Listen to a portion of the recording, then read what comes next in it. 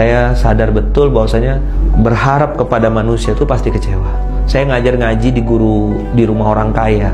Waktu itu istri saya sudah SMS. Handphone saya tuh handphone Cina yang diikat pakai getah, baterainya sudah ngelembung karena sudah rusak gitu ya. Mereknya tuh Iona. Saya masih ingat warnanya kuning emas gitu, diikat pakai getah. Modelnya kayak BlackBerryan lah. Ya, susu anak habis. Itu same day ya. Itu saya balas lah. Ya udah, saya bilang ganti dengan teh manis. Harga susu tuh cuma Rp9. Di Malaysia tuh dapat subsidi. Nah, sedangkan popok anak itu kurang lebih Rp30.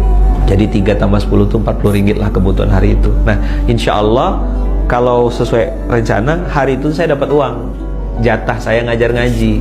Rumah orang kaya, pakai klaster. Mobilnya tuh BMW, Mercedes-Benz, Proton Perdana. Rumah orang kaya, bisnisnya salah satunya punya pom bensin. Jadi bagi saya kaya lah kan. Begitu saya selesai ngajar ngaji anaknya, saya tunggu gitu, karena hari itu saya harus dapat uang 140. Jadi uang saya pergi itu udah tinggal Rp5. Nah Rp5 tadi karena saya berpikir tadi hari ini dapat uang Rp140. Ya udahlah, saya isi bensin aja dulu, perut gak usah diisi. Ngajarnya jam 8 pagi. Ngajar dulu sampai jam 9-an. Selesai ngajar tuh dengan santainya kakak ini. Dan saya doakan beliau dimuliakan Allah, dijaga Allah. Karena kakak ini justru menjadi sebab saya belajar ilmu tauhid, belajar pembelajar. Dan saya nggak pernah menyesali itu. Kalaupun saya ketemu beliau, saya lupa alamat detailnya, tapi walaupun Allah takdirkan saya ketemu beliau, saya mau kasih hadiah. Karena beliau ngajarin saya gitu. Jadi waktu itu beliau bilang gini, "Ala Lukman, akak lupa pergi ke bank. Bayaran untuk Lukman minggu hadapan ya." Maksudnya minggu depan ya gitu. Duit Rp5 udah diisi bensin, istri udah SMS, susu anak habis, popok habis gitu kan. Saya ya nunduk, baik Datin. Saya bilang Datin kan, saya ada datuk ada Datin. Baik Datin, baik Puan. Tak apa, saya bilang, tak ada masalah. Saya balik dulu Puan, balik. Nah, pas balik itulah saya pakai helm, saya pakai jaket, saya masukkan perlengkapan. Ada tas saya tuh di jok motor bawah itu, yang tasnya tuh bagian atasnya tuh sobek gitu. Karena saking beratnya, karena di situ ada laptop saya yang besar, ada barang-barang jualan dagangan saya, produk-produk kesehatan, ada pasta gigi, ada pembalut wanita. Jadi saya dulu jualan produk-produk kesehatan, pembalut, odol pasta gigi gitu ya. Dan itu ya saya presentasinya depan-depan TKI, depan-depan TKW. Jadi mereka kadang-kadang ngusilin. Otak saya cuma satu aja, saya cari duit halal, nggak nipu, nggak bohong. Dapat uang, margin dari satu produk itu bisa dapat RM1, bisa dapat RM1.50. Itulah untuk saya makan sehari-hari. Karena udah nggak dapat uang dari situ, dari guru ngaji, di situ saya ingat betul pas saya pasang helm, sudah mulai berlinang air mata, saya bersumpah saat itu. Saya bilang, ya Allah, jadikan hari ini hari terakhir saya berharap kepada manusia. Saya salah ya Allah. Jadi saya pulang tuh naik motor tuh udah kayak orang apa, basah aja air mata tuh. Udah nggak tahu mau kemana. Karena kan mau pulang, nggak tahu, nggak ada bawa duit, ya kan? Susu anak juga ini. Akhirnya jalan saya dari daerah Ampang, naik motor, saya jalan kosong, hampa, perut lapar, duit habis ya kan? Begitu udah sampai, Allah kasih ilham. Nah, kamu ke masjid aja. Bayangin ya, dari jam 8, jam 9, jam 10 tuh muter-muter nggak jelas. Sampai akhirnya saya putuskan untuk ke masjid. Ada nama masjidnya tuh di daerah Cokit, di tengah-tengah kota Kuala Lumpur. Ada masjid namanya Masjid Kampung Baru. Saya putuskan sholat zuhur di situ. Di situ perang batin lah, ada kesal, ada marah, ada apa. Tapi saya waktu itu banting ke dosa-dosa, banting ke aib-aib saya, banting ke ini. Di situ saya mulai peluk tas saya. Singkat cerita, sholat zuhur di Malaysia itu jam 1:15. Jadi saya nunggu panjang, iktikaf sambil lapar gitu ya.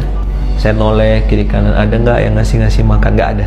Tidur, tapi tidur ayam gitu kata orang ya, sambil peluk-peluk tas itu, sambil doanya tuh udah doa orang yang, ya Allah tolong beli dagangan saya gitu. Komat, sholat, ya kan, selesai sholat saya doa itu lagi, saya peluk tas, tolong belilah dagangan saya. Nggak muluk-muluk, saya minta ya Allah Rp40 aja, Rp10 untuk beli susu anak, Rp30 untuk beli popok. Ya amanal aminin, aminna mimma nakhaf. Wahai yang memberikan keamanan, amankanlah kami dari apa yang kami takuti.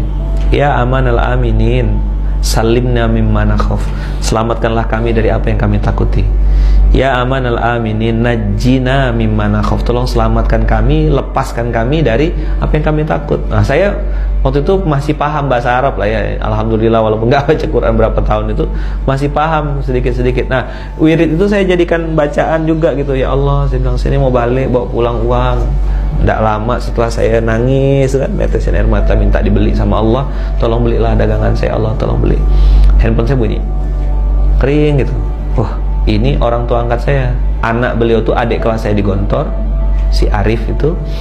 Abah ini orang Garut, punya bisnis cukur rambut di Malaysia dan sampai sekarang masih ada cukur rambut. Jadi beliau bilang, Lukman lagi di mana? Lagi di Masjid Kampung Baru. Lukman ada bawa toothpaste, odol pasta gigi nggak? Ada Pak, ada. Saya bilang ada. Abah perlu berapa?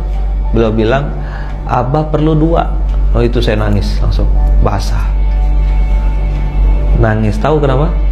Karena harga pasta gigi itu 20 ringgit kontan. Saat memutus harapan kepada makhluk, Allah langsung datang.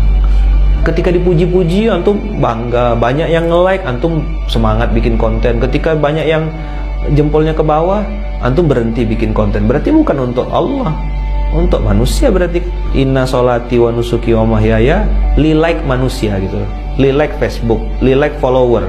Sambil ngelap air mata, saya langsung bergegas bawa pasta giginya, datang ke Abah. Nah, jarak dari Masjid Kampung Baru ke tempat Abah itu paling 2 menit lah naik motor. Datang sampai langsung serahkan pasta giginya, Abah langsung kasih uang. Saya masih ingat sampai sekarang, 40 ringgit itu merah. Begitu duduk, kan antum udah bayangin, belum makan dari pagi. Zuhur di Malaysia itu jam 2, jam 1 lewat, jam setengah 2, setengah 3 gitulah. Abah belikan saya burger, ya 2 ringgit 50 sen. Makanan murah kalau di Malaysia itu. Nah, begitu Abah kasih saya burger, saya mau makan, saya letak lagi. Saya mau makan lagi, saya letakkan lagi. Pas saya mau makan, saya letakkan ke dalam tas, Abah keluar. Ngapa enggak dimakan? Makan dulu. Saya tuh makan burger tuh sambil nangis, minta maaf. Saya bilang apa? Bunda, saya bilang, Kak Iya, maafkan ayah ya. Ayah harus makan ini, lapar betul. Dari pagi belum makan, terpaksa. Saya tadi tuh mau bawa balik tuh supaya bisa bagi 2 sama istri. Tapi Abah nyuruh saya makan dan saya makan lahap. Selesai saya salam tangan Abah, cium tangan, pulang, lalu ke rumah beli popok, beli susu.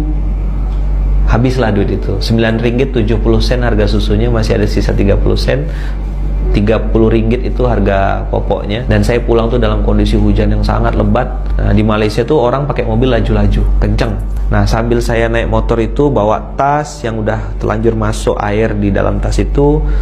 Baju saya basah, jaket saya basah, air mata saya juga basah. Jadi kombinasi antara air hujan dengan air mata. Terus beberapa kali mobil yang melewat di samping saya tuh nyiprat gitu. Basah kan, kotor. Di situ saya pasang niat lagi. Allah, saya bilang, seandainya suatu saat nanti Engkau angkat saya ke permukaan, Engkau munculkan saya nanti suatu saat, ya Allah, saya nggak akan nyiprat orang. Saya nggak akan pakai mobil kencang-kencang untuk ini. Saya tahu rasanya kena ciprat mobil tuh nggak enak gitu. Jangan pernah menyesali episode susah. Karena itu cara Allah untuk mengajarkan kita supaya hati kita hidup.